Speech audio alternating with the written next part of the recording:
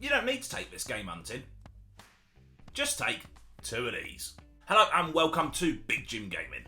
Now, if you're anything like me, you'd never want to stop hunting. You never want to stop collecting. You've almost got that pull, that urge to keep adding to your collection. But as we all know, money's a bit tight right now. Fortunately, I got your back. I'm going to show you how to go hunting with £2 and even get change. I'm using CEX former prices because it's a bit more consistent than eBay. And I've chosen this time the PlayStation 3. The reason being, quite simply, I genuinely believe PlayStation 3 games, at the minute, they're the lowest they're going to go. They can't really go much lower. So now is the perfect time to get them. Also, it's one of my favourite consoles to collect for. There's some amazing titles out there that either skated you by or you missed them first time for whatever reason, and now you can get them cheap. I'm going to kick us off with Resistance: Fall of Man. I actually really like this first person shooter series. There's 4 games in total, 3 of them on the PlayStation 3. This happens to be the first one. It's quite simple really. You're in 1951 in an alternative reality and aliens have invaded. And us humans, we're not going to take that, are we? So you pick up your guns and you start shooting. Graphically, really holds up to this day. Gameplay's fantastic. It's a quid. Let's continue with first-person shooters. Deus Ex: Human Revolution. And now I call this a first-person shooter. However, there are some third-person elements to it as well.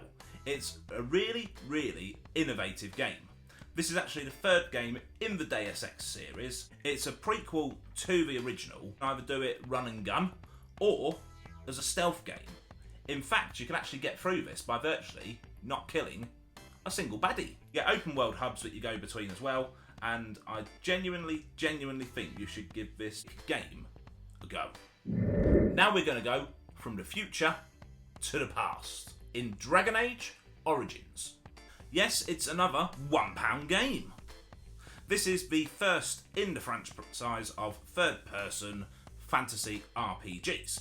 Choose your class and take on this epic fantasy RPG adventure.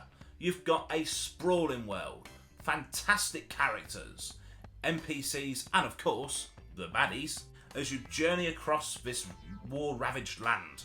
And this game is actually a spiritual successor to Baldur's Gate, which, if you're into this style of game, you've probably heard of.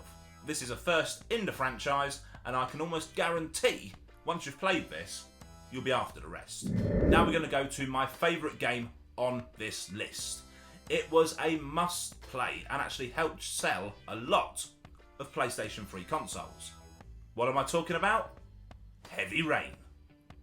I adore this game. It's the game that really got me hooked on this style of interactive movie gameplay that is absolutely epic. I've played through it so many times. I still play through it at least once a year, sometimes in a single sitting because I'm exciting, and I haven't got all the endings yet, of which there's 17. The characters really grip you, the mystery really engaging.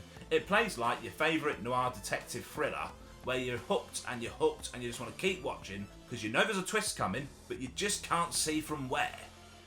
The fact it's got multiple endings as well only adds to this absolutely stupendous achievement of a game. Now you can get it on the PlayStation 4 as well, but I like the PS3 version. The graphics still hold up, it's the one I started playing, and it's £1.50. Can't be bad. This, for any PS3 owner, essential. Next we're going to go to the game which would be my favourite on this list if it wasn't for the brilliance of Heavy Rain. I'm talking Tomb Raider Underworld. My favourite game franchise by far. If you've watched any of my other videos, I'm sure you've heard me mention Lara and her adventures. Underworld is actually trapped on the PlayStation 3, or you can get a PlayStation 2 version, but honestly, graphically, it's just nowhere near as impressive. When this launched, graphically and gameplay-wise, it was lauded, it was praised, it was a game that really got into the consciousness. And people have forgotten about it, and I don't know why. Yes, I'm a Tomb Raider fan, but anybody who likes action, adventure, third-person exploration, combat, shooting, and a really good story should get behind this. It is one of my favourite all-time Tomb Raider games, and you can get it for £1.50. It's a must-play. Now, if Tomb Raider's a bit too wholesome for you, let's go take on the undead. I'm talking Dead Island. This zombie survival game made big headway, and it's the perfect time to play it now, as they've announced that we're going to get Dead Island 2 in February next year. You're on the island of Banoi, and your plan is simple: survive and escape. The problem is, all the undead surrounding you have other ideas. It's a first-person game. You play as 4 really good, really interesting characters. Brilliant open world. There's a range of weapons you can get, and you can also craft and combine things to make them interesting, upgrade them, really play your way. Yes, there are guns on the island as well, but the combat is largely focused on melee, just because of the availability of them compared to bullets. You've also got an active stamina control, a wide variety of zombies to go up against, and graphically, again, like many others on this list, I think it holds up.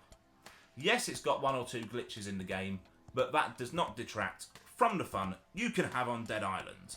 In fact, if you like it as much as I do, you might want to pick up Riptide afterwards.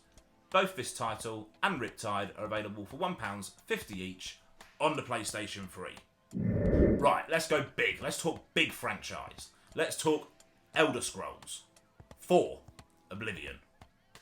Now, you will have heard of Skyrim. Everybody has. Majority of us have played it, and if you haven't, you should. It's amazing. Elder Scrolls 4: Oblivion still deserves some love. It's a very different experience to Skyrim, but it still is a vast open world. I would say that the locations within the open world are a little bit more varied than Skyrim. The side quests on this are absolutely epic, and you might even find yourself preferring those to the main story, but that's not to say the main story is not great. Yes, the graphics are a little bit dated. In fact, graphically, it's probably the most dated on this list I'm giving you now. But that doesn't mean they're bad, and this game is great fun. If you like your sprawling RPGs, if you like this sort of setting, if you like Skyrim, give it a go. Back to third-person action now, a game that desperately needs a sequel because it was brilliant and just didn't get recognised for it at the time. Alpha Protocol. This is a super spy RPG. It gives you the opportunity to play as your own version of James Bond. I will say up front, this game wasn't released in a completely finished state, but a bit like Dead Island, I believe you can look past that, and it does not detract at all from this wonderful experience. The customization is ridiculously vast. The guns, the gadgets, combat, both hand-to-hand, and of course, gunplay as well. You've got stealth and sneaking around. Admittedly, he does look a little bit silly when he's sneaking, but what's wrong with laughing? You get dialogue trees when you interact with your NPCs, which really do affect the game as well. No, this game is not perfect. However, it is incredibly ambitious. I really want a sequel to this, and if you play it, which you can, for the grand total of £1.50, I think you'll agree with me there. But what if you don't want an RPG? What if you want over-the-top, sprawling action? I got ya. Bulletstorm. Another £1.50 game. This is pure arcade, shooting, punching silliness. There is a plot. It's not bad. It serves as a purpose to drive the game forward. It's irrelevant. This is all about the combat. You get a range of guns. You get your psychokinetic whip thing. And of course, the big boot.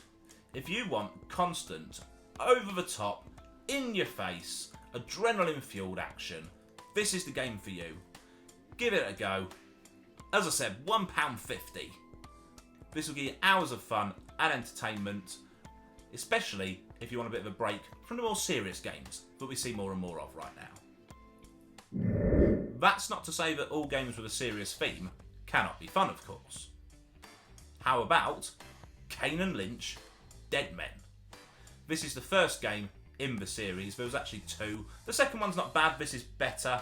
Basically, you play as Kane, you meet Lynch, a fellow prisoner, when your prison transport is sabotaged, which facilitates the ability for you both to escape. Kane is the more straight man of the game. Lynch is quite frankly a psychopath. I love the combat in this. It's just a generic third-person shooter on paper, but for some reason, playing this cover shooter is just great fun. I love the locations.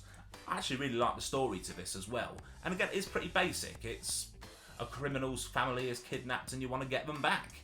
But it just plays so well. This game has been in the background pretty much all its life. And I think it's time to bring it to the forefront. Kane and Lynch Dead Men is fun. It's not overly long, you'll enjoy it, and again, £1.50. Can't be bad, can it? And I do have a bonus for you as well. That's my list of my top games that I could see on the CEX app for less than £2. The reason this game's being included as a bonus is because it is Call of Duty 4 Modern Warfare. Now, being on a PS3, you're not going to be able to play the multiplayer on this. And quite frankly, if you are into the multiplayer, you're probably going to get the newest version anyway. But just this single player campaign, largely regarded by many, including me, as the greatest single player campaign of any Call of Duty. You've heard of the sniper mission, right? This game is brilliant.